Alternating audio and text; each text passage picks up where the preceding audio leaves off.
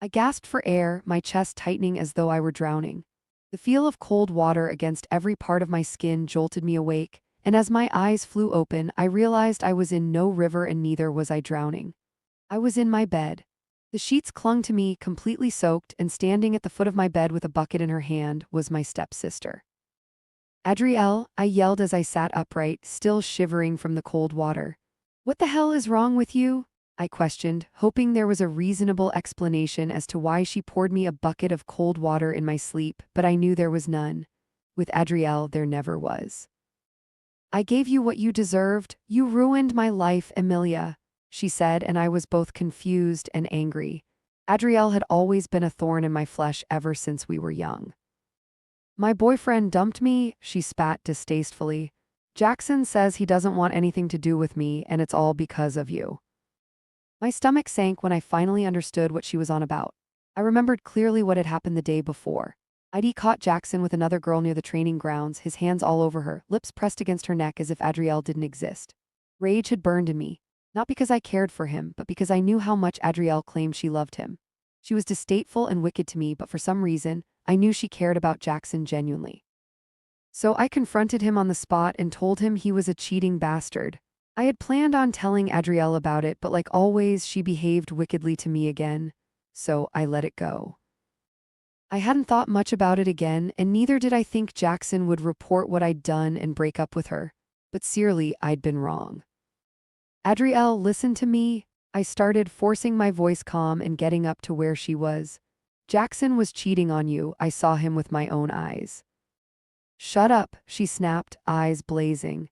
You think anyone believes you? You can't even shift into a wolf like a normal member of the pack, yet you had the audacity to stick your nose into my relationship. Her words hit like a whip. It was the same taunt I'd lived with for years, the shame of being the daughter of a powerful beta and never activating my wolf form like others did since I turned 18. Admit it, you're jealous of my happiness, you've always been. You saw an opportunity to ruin it and you took it.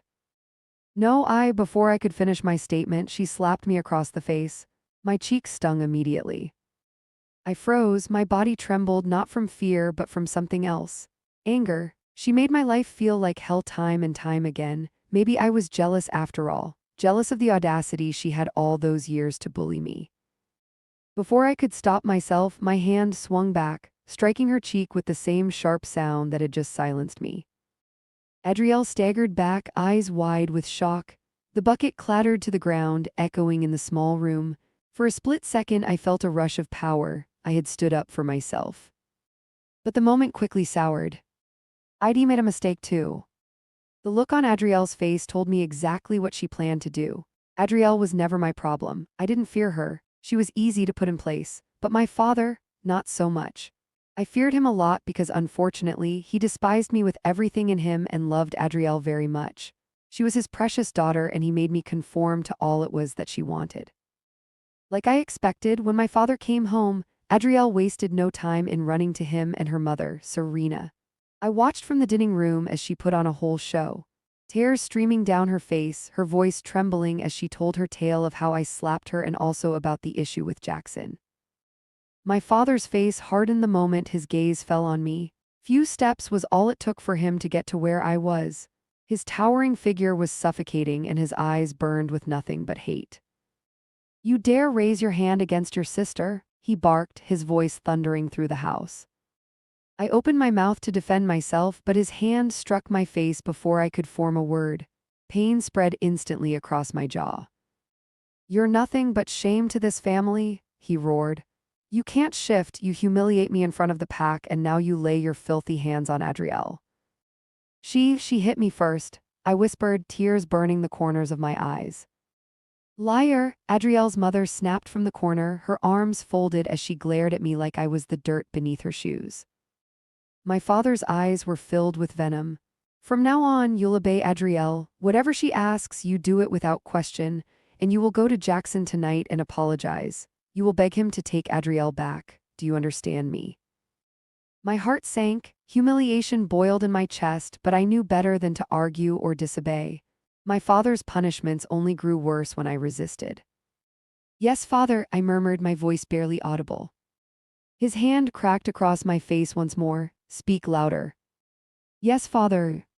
Satisfied, he turned away, muttering about how I should have never been born. Adrielle and Serena followed behind him, and all I could do was fall to the ground and cry. Crying had become a part of my daily routine, something I couldn't escape because my pain seemed unending. Later that night, with my cheeks still throbbing and my pride shattered, I walked alone through the dark, deserted path that led to the outskirts of town, where Jackson's house was located. It was unsafe for a girl to wander at night, especially one like me with no wolf form to protect herself. But I had no choice. My father's orders were absolute unless I wanted to become homeless or die even. The bonfire's glow flickered ahead and in front of Jackson's house, casting long shadows of men laughing and drinking. Jackson and his friends sat around the flames, bottles in hand, their voices loud with arrogance. They were notorious in the pack and reckless troublemakers who thrived on making others miserable. Swallowing my pride, I stepped forward. Jackson, I said softly, my voice trembling. The laughter died down and a dozen eyes turned toward me. Jackson rose slowly, a smirk curling across his face. Well, if it isn't the beta's useless daughter. His friends chuckled, the sound cruel and mocking. I forced the words out of me. I came to apologize for what I said yesterday. I was wrong. Please call Adrielle back. The men erupted in laughter. Did you hear that? One of them jeered. Seems like someone got into trouble. Another stood, circling me like a predator. What's a little weakling like you doing out here all alone? Don't you know it's dangerous? His hand slid against my arm, fingers lingering in a way that made me very uncomfortable. Don't touch me, I snapped, trying to pull away. Oh, feisty, he laughed, I like that. Suddenly, two others grabbed my arms, holding me in place as the man pressed closer. My heart pounded, fear clawing at my chest. I tried to break free, but their grip was iron. No, I cried, panic rising in my throat. Let me go. The man's breath was hot against my face as he leaned closer. Relax, we'll show you what it means to be wanted. I know you haven't before.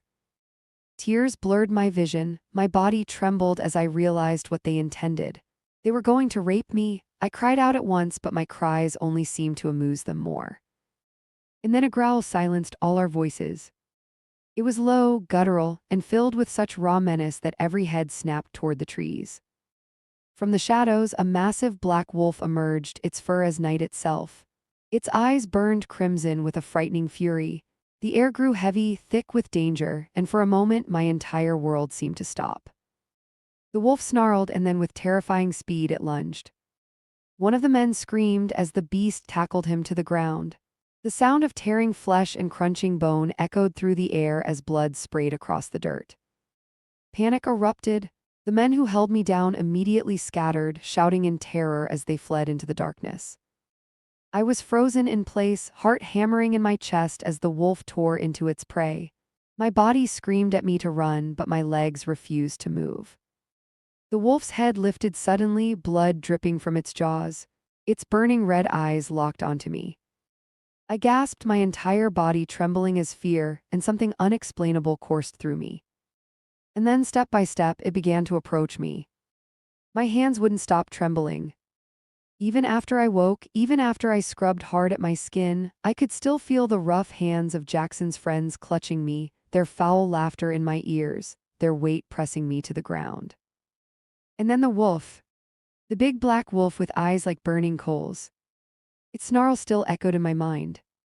I pulled my knees tighter against my chest, curling in the corner of my small bed. I hadn't slept properly, not since the attack. Every time I shut my eyes, I saw its fangs, felt the brush of death against my throat.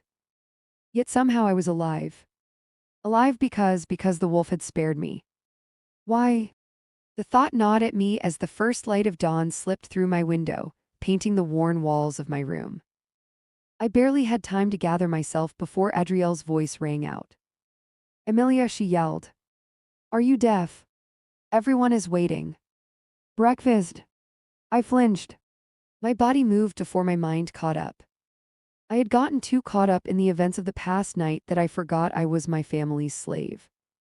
The one who prepared their breakfast and did all their bidding just so I can survive. By the time I reached the dining hall, the air was heavy with the smell of roasted meat, butter, and fresh bread. My stomach twisted in hunger. They had gotten food outside. It was rare for them too. Perhaps there was an occasion, I thought. Still, I felt relieved that I didn't have to prepare breakfast that morning. They were already seated. My father at the head, his dark hair streaked with gray, his mouth set in the familiar hard line that meant trouble. Beside him, my stepmother, Serena, a thin smile plastered across her face. And Adrielle, draped in silk, tossing her hair like a round as she checked her phone. I set the dishes down quickly, hands steady despite the storm inside me. But my chest tightened when I caught their words. It was the alpha, Serena was saying. The black wolf that slaughtered those men was him. The new alpha.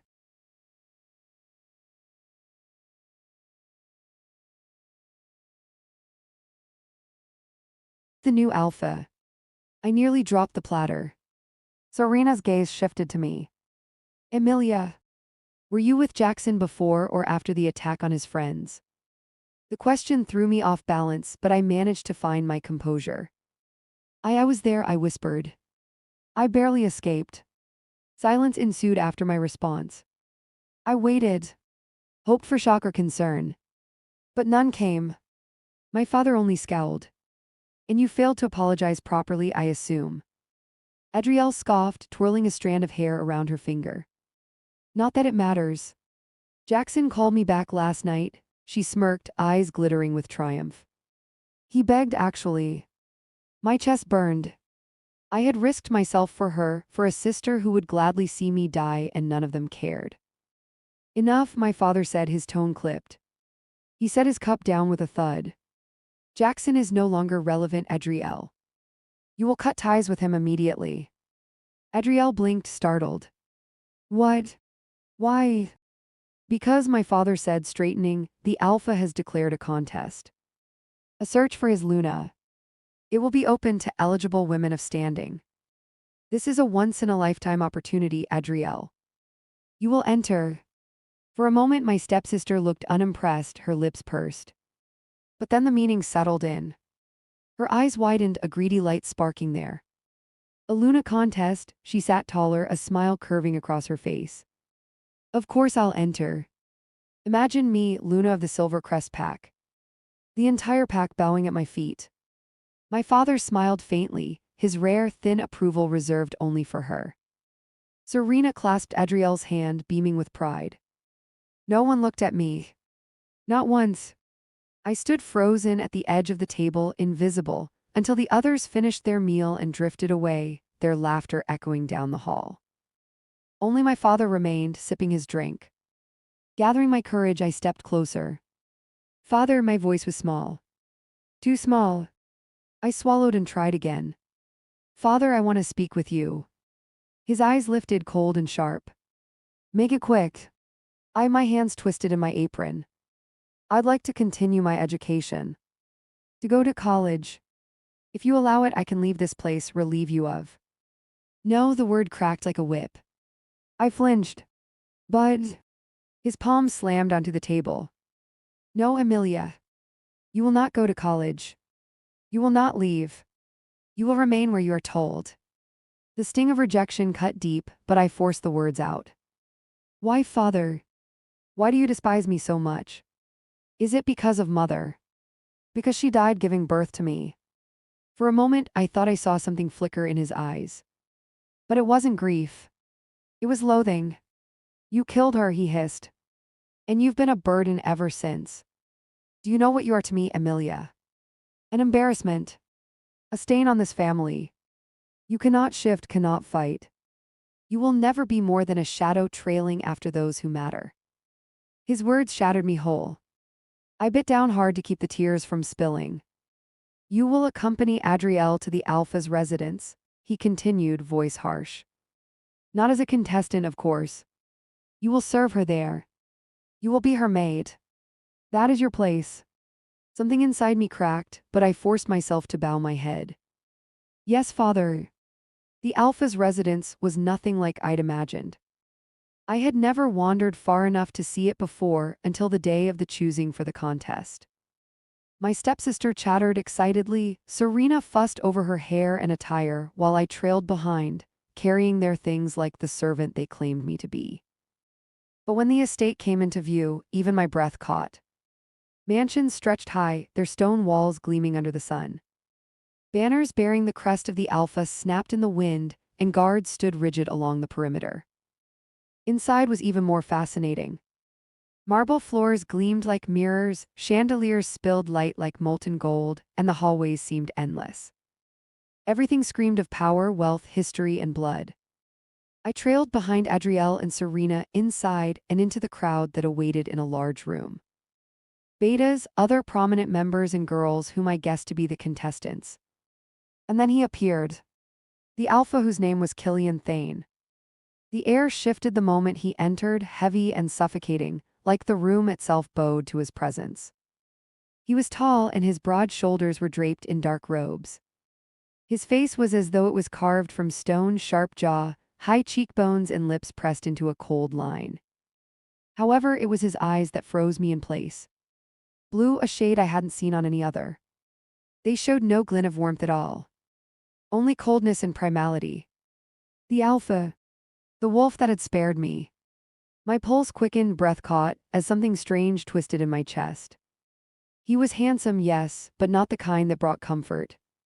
No, his beauty was sharp, dangerous, like a blade pointed at your throat. And when his gaze swept across the room, it caught mine. The world tilted. Something slammed into me, deep in my chest, stealing my breath. Heat coiled low in my belly, unfamiliar and frightening. I'd heard of it many times before amongst others when they described this feeling. They called it the pull of the bond. The mate connection that bound two souls together. But it couldn't be. Not me. Not him. I was nothing. And unshifted. My father's embarrassment. And he was the Alpha. I tore my gaze away, heart pounding, convincing myself it was my imagination. A trick. Delusion born from exhaustion. There was no way I felt the mate pull for the infamous new Alpha.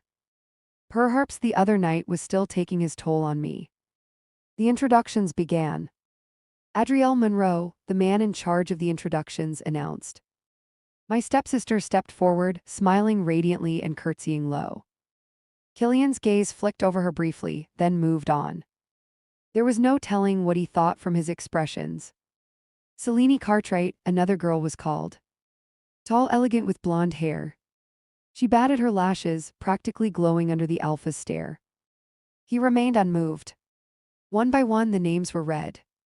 14 girls in total, each aching for his attention, each desperate for the crown of Luna. And then silence. I realized I was standing alone at the section of the group that were called. I had followed Adrielle and remained at her side until they called her, and I totally forgot to move away. I noticed eyes on me then. The Alpha's gaze fell on me again, sharper and colder this time, as though he could see straight through me. Who is she? Killian's voice was low, dangerous, cutting through the hall.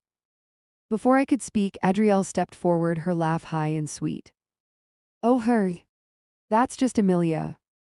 She's no contestant, only my help. But another voice interrupted. One of the council elders. His gaze flicked to me, disapproving. That is Emilia Monroe. The unturned. A murmur rippled through the crowd. My cheeks burned, humiliation immediately wrapping around me like chains. Killian's expression gave nothing away. He only stood, his towering frame casting shadows over us all. Do what needs to be done, he said coldly, his voice echoing in the vast chamber. The council bowed. The contestants fawned, their eyes glued to him as he swept past. But as he strode by, I felt it again. The same pull of earlier. And just before he vanished from the hall, his eyes slid back to mine. One last glance. Cold. Calculating. Yet enough to steal the breath from my lungs. Adrielle hadn't shut her mouth since she and the other contestants were shown to their chambers inside mansion. Did you see him, Mitchell? His presence carries so much weight. Killian doesn't even need to speak to command obedience. Adrielle paced the length of the room, her hands pressed dramatically against her chest. I swear he only looked my way once and I felt it. I'll win this contest. I'll be his Luna. Just watch. Mitchell was one of Adrielle's friends way before the contest, and seeing as they were both there for the same thing, they latched onto each other. He certainly has the qualities of an outstanding alpha. He's every girl's dream. I almost chuckled at Mitchell's statement, but I stopped myself. Adrielle fell onto her bed with a smug little laugh. I'll make him see me, and I'll make him choose me. I'll become his precious Luna, she giggled again. Gods, he's so handsome and hot. I noticed her gaze slide toward me, and then came the unexpected question. What do you think of him, Emilia? I had not expected to be dragged into their conversation, and I wasn't sure about what to say. Should I say he frightened me? Or that I felt an unexplainable attraction to him moments ago? Before I could form a word, Adrielle laughed, cutting me off. Never mind. Your opinion doesn't matter. Mitchell smirked, and Adrielle tossed her hair over her shoulder, pleased with herself. I shrugged off her behavior and instead drifted away in my thoughts. All the contestants had been assigned their own maids, and I assumed there was no more need for me to stay with Adrielle like my father wanted. So when Mitchell left, I spoke to her about it. Since you have your maid now, maybe I can. No, she answered me sternly. Don't you dare think of leaving. You belong here. If you sneak away, I'll tell father, and you know what he'll do. Her tone dripped with venomous delight. My stomach twisted. I wanted so badly to snap back, to put her in her place. But I remembered how that went the last time. I remembered the sting of my father's slaps on my face. So quietly, I left the room to wander through the halls in order to calm my rage at Adrielle. The hallway stretched endlessly, with dim lights that threw shadows across the stone walls. My footsteps echoed faintly as I walked. I had never seen a place so immense, so commanding before. It felt less like a home and more like a fortress meant to remind everyone who held the power. Something drew me toward a half-open door at the end of the hall. Curiosity tugged at me, and before I could think it through, I slipped inside the room. The air was cooler there. Portraits lined the walls. Alphas and Lunas of past, all painted with such detail that their eyes seemed to follow me as I walked. One portrait stopped me in my tracks. A boy, maybe 10, his dark hair wild, his cold blue eyes piercing straight through the canvas. Killian. I recognized it to be him. Even as a child, those eyes held the promise of something ruthless. I tore my gaze away, unease creeping along my spine. The room was filled with beautiful relics of the past and present. At the center of the room stood a heavy table. Upon it were 3 golden goblets that had strange carvings on them. Again, without thinking things through, I found myself reaching out to hold them. I could almost feel the chill against my skin when a shadow fell over me. Before I could turn, strong hands lifted me off the ground and slammed my back against the wall. The impact shook my bones, knocking the breath out of my lungs. My feet dangled as I was still off the ground and trapped. And then I met his eyes. Cold. Blue. Piercing. Killian. The pull struck me again like lightning, the same terrifying rush that had gripped me earlier at the choosing. My heart raced wildly, showing how frightened I was of him. For a help, he began, his voice sounding each word with disdain. You have an interesting habit of going where you're not supposed to, Emilia Monroe. My name on his lips felt foreign. I wasn't, I stammered, my throat tight beneath his grip. I wasn't going to take it. I'm sorry. I only looked. His gaze dropped briefly to the goblets, then returned to my face, studying me. His hand tightened slightly against my throat. Not enough to choke, but enough to remind her who held the power. And in that instant, I wondered. Did he feel it too? That same undeniable pull tugging at me to him. I had wondered, he finally spoke. Why my wolf let you go that night? His eyes bored into mine, and for a split second I saw the beast lurking beneath his skin. But it became clearer moments ago. My heart stuttered painfully in my chest. He remembered me from the other night. He leaned closer, his breath cold against my ear. I am relieved about this contest after all. Never will I have such a weakling like you as my Luna. His words cut sharper than any blade. He felt the pull too, but he saw me as nothing more than a weakling. He looked at me as though I were dirt beneath his boots. My throat ached, not from his grip but from the effort of holding back tears. I wanted to scream at him, to tell him I hadn't asked for the mate bond, hadn't asked for him. Instead, I forced my voice to be steady, and with my chin lifted, I replied, "It's not like I wanted a mate anyway. Least of all you." For a moment, something unreadable crossed his eyes. Then his mouth curved, not into a smile, but into a cold, dismissive sneer. My chest ached, my pride stung raw. I was on the edge of breaking when a loud voice echoed through the halls beyond the door.